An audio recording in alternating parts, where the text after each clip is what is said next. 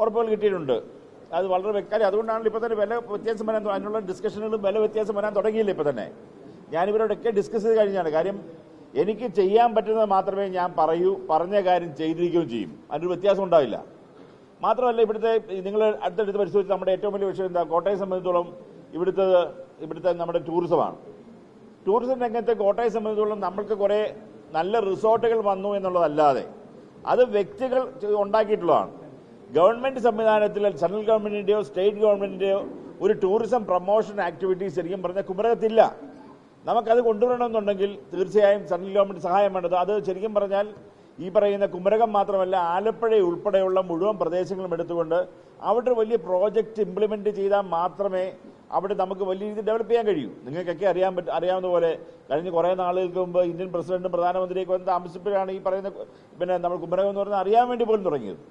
നമുക്കത് ശരിയായിട്ട് മാർക്കറ്റ് ചെയ്താൽ ടൂറിസം രംഗത്ത് വലിയ ചേഞ്ചസ്. കാരണം പലപ്പോഴും പല ആളുകൾക്കും കേരളമെന്നറിയാൻ വയ്യാത്തവർക്ക് പോലും കുമരകം അറിയാം. കാര്യം അത്രയും വലിയ ബാക്ക്വാട്ടേഴ്സിനുള്ള അതിൻ്റെ ബ്യൂട്ടി അറിയാവുന്ന ആളുകൾ മുഴുവൻ കേരളത്തിലേക്ക് ഒഴുകുന്നുണ്ട്. പക്ഷേ അവർക്കെല്ലാം വന്നു കഴിയുമ്പോൾ പിന്നെ നിരാശയായി. കാരണം തിരിച്ചു പോകുമ്പോൾ പിന്നെ രണ്ടാമത് വരാനുള്ള സാധ്യത കുറഞ്ഞു. മറ്റുള്ള സ്ഥലങ്ങൾ അങ്ങനെയല്ല. അതുപോലെ തന്നെ നമുക്കറിയാം ടൂറിസം നമ്മുടെ ഇത്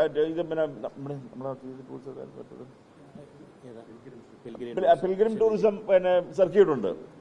പിൽഗ്രിം ആ സർക്യൂട്ട് ഞാൻ ഇവിടെ ട്രിവാൻഡ്രത്ത് ചെയ്തതാണ്. ട്രിവാൻഡ്രത്തുള്ള അമ്പലങ്ങളും പള്ളികളുമായി കണക്ട് ചെയ്തുകൊണ്ട് ഏതാണ്ട് 100 കോടി രൂപയോളം സെൻട്രൽ ഗവൺമെന്റിൽ നിന്ന് വാങ്ങിച്ച് അവിടെ ഇംപ്ലിമെന്റ് ചെയ്തതാണ്. അതായത് നമ്മുടെ ഇവിടെയുള്ള പള്ളികളും അമ്പലങ്ങളും ഉൾപ്പെടെയുള്ള പിൽഗ്രിം ടൂറിസത്തിനുമായി ആ സർക്യൂട്ട് ഉണ്ടാക്കിയാൽ നമുക്കറിയാം കേരളത്തിലുള്ള മൊത്തം ഉള്ള ജനങ്ങളെക്കാൾ കൂടുതൽ ശബരിമലയിൽ മാത്രം ഒരു വർഷം വരുന്നുണ്ട്. അതുകൂടാതെ നമുക്കിവിടെയുള്ള ഒരുപാട് വലിയ പള്ളികളുണ്ട്. ഇതൊക്കെ കണക്ട് ചെയ്ത് ആ ടൂറിസം സർക്യൂട്ട് എന്ന് പറഞ്ഞാൽ വെറും റോഡുണ്ടാക്കലല്ല, ഒരു പള്ളിക്ക് വേണ്ട ഇൻഫ്രാസ്ട്രക്ചറുകൾ, അതായത് ടൂറിസവുമായി ബന്ധപ്പെട്ട ആളുകൾ വരുമ്പോൾ അവർക്ക് താമസിക്കാനുള്ള സൗകര്യം ഉൾപ്പെടെ അവർക്ക് പോകുവാനുള്ള ടോയ്ലറ്റ്, ഇപ്പോൾ പള്ളി കുറേ ദൂരത്താണെങ്കിൽ അങ്ങോട്ടേക്ക് പോകുവാനുള്ള ഈവൻ നമ്മുടെ ചെറിയ ബാറ്ററി കാറുകൾ ഉൾപ്പെടെ ഈ ടൂറിസത്തിനകത്ത് ഉൾപ്പെടെ കൊടുക്കുന്നതാണ്. ഇങ്ങനെയുള്ള പ്രോജക്റ്റുകൾ കേന്ദ്രത്തിൽ നിന്ന് കൊണ്ടുവരണമെന്നുണ്ടെങ്കിൽ ഇവിടുന്ന് കേന്ദ്രത്തോടൊപ്പം നിൽക്കുന്ന ഒരു MP പോകണം. ഇത് പല പ്രാവശ്യവും ഇവിടെ കേന്ദ്രത്തോടൊപ്പം ഉണ്ടായിരുന്ന MP പോയപ്പോൾ പോലും അവരാരും പോയി ഒരു ആവശ്യം പറഞ്ഞിട്ടില്ല. പിന്നെ പറയാൻ വേണ്ടി പോയാൽ ഇപ്പോൾ സബ്മിഷൻ നടത്തിയതുകൊണ്ടോ അവിടെ വന്ന് പറഞ്ഞുകൊണ്ട് മാത്രം കാര്യമാവില്ലല്ലോ. ഇതിനുവേണ്ടി ഫോളോ അപ്പ് ചെയ്യാനും നമുക്ക് നേരിട്ട് പോയി പറയാനും സ്വാതന്ത്ര്യം ഉണ്ടായിരുന്ന കാര്യങ്ങൾ നടക്കൂ. അതാണ് പ്രാക്ടിക്കലായിട്ട് നടക്കുന്നത്. ഇവരോട് ഡിസ്കസ് ചെയ്തിട്ടുണ്ട്. തീർച്ചയായും ഈ കാര്യങ്ങൾ ഇവിടെ ഇംപ്ലിമെന്റ് ചെയ്യാം. റബ്ബറിന്റെ വില 250 രൂപ ആക്കുന്ന കാര്യത്തിൽ യാതൊരു സംശയവാസവും ചെയ്യാൻ പറ്റും എന്നുള്ളതിന്റെ തെളിവ് തന്നെയാണല്ലോ കുറച്ച് ദിവസം കൊണ്ട് തന്നെ വ്യത്യാസങ്ങളായല്ലോ. അതുപോലെ തന്നെ നമുക്ക് ഈ പറയുന്ന ടൂറിസം രംഗത്തും വലിയ മാറ്റങ്ങൾ നമുക്ക് ഉണ്ടാക്കാൻ കഴിയും.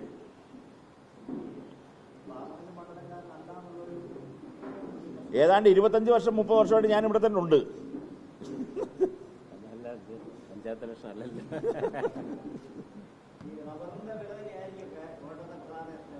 റബ്ബറിന്റെ വില മാത്രമല്ല, ഇവിടെ ഒരുപാട് പ്രശ്നങ്ങളുണ്ട്. കാര്യം പ്രത്യേകിച്ച് കോട്ടയം സംബന്ധിച്ച് നമ്മൾ എടുത്ത് പരിശോധിച്ചാൽ ഏറ്റവും കൂടുതൽ ആളുകൾ മൈഗ്രേറ്റ് ചെയ്ത് പോകുന്ന ഒരു പ്രദേശമാണ് ഇന്ന് കോട്ടയം. കാര്യം നമ്മളെടുത്ത് ഇപ്പം എൻ്റെ സുഹൃത്തുക്കളായിട്ടുള്ള ബിഷപ്പന്മാർ പല ആളുകളും പറഞ്ഞത് അവരുടെ ഏരിയയിൽ തന്നെ ഉള്ള 100 കണക്കിന് വീടുകളാണ് ഇന്ന് വിൽക്കാൻ കിടക്കുന്നത്. കാര്യം മക്കളെല്ലാം മൈഗ്രേറ്റ് ചെയ്ത് പോയി, ചെറുപ്പക്കാർക്ക് തൊഴിലില്ല.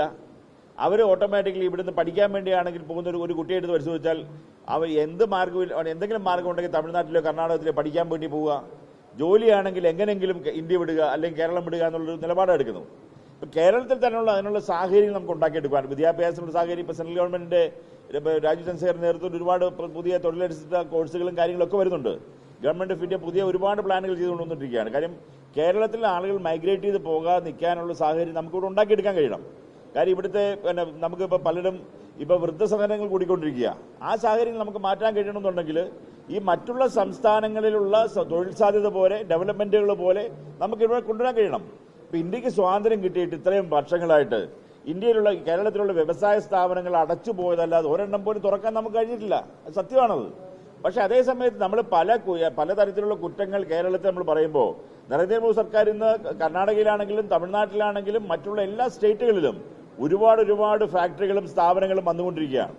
നമുക്കും ഇവിടുന്ന് MP അല്ലെങ്കിൽ ഇവിടുന്ന് MLA ഉണ്ടായിക്കഴിഞ്ഞാൽ തീർച്ചയായും അതുപോലെ ഈ വിഷയങ്ങൾ അവിടെ പറയുകയും അവിടുന്ന് നമുക്ക് ഇവിടെ കൊണ്ട് ഇംപ്ലിമെന്റ് ചെയ്യാൻ കഴിയും.